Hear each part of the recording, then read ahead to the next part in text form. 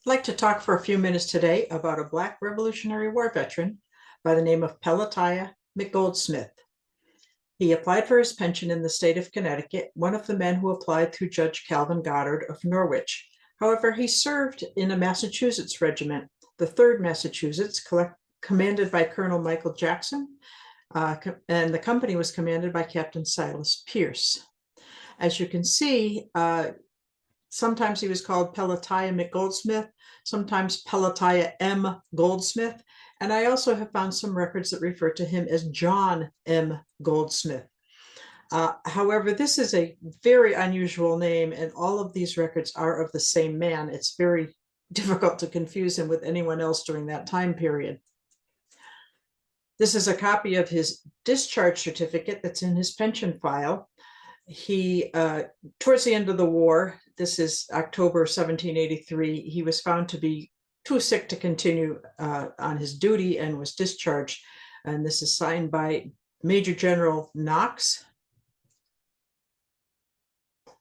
How he got into the Army is another story. In Massachusetts, the town of Palmer apparently could not meet its quota of soldiers.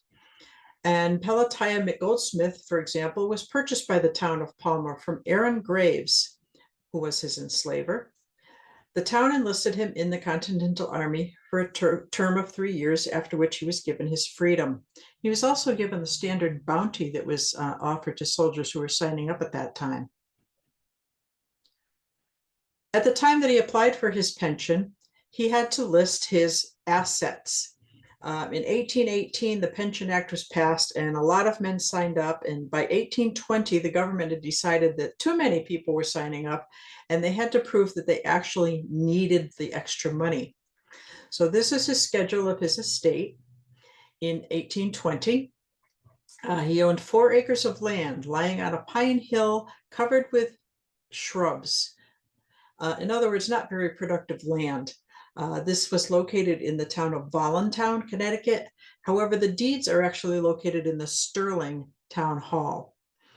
He also had 4 old chairs. This total is $23.68, of which most of it is the property. Let's continue on to the next page, where it shows he also owned a couple of old tables, some earthenware plates, a quart bottle, 2 old hooks, and an old gun. His total estate was valued at $31.63.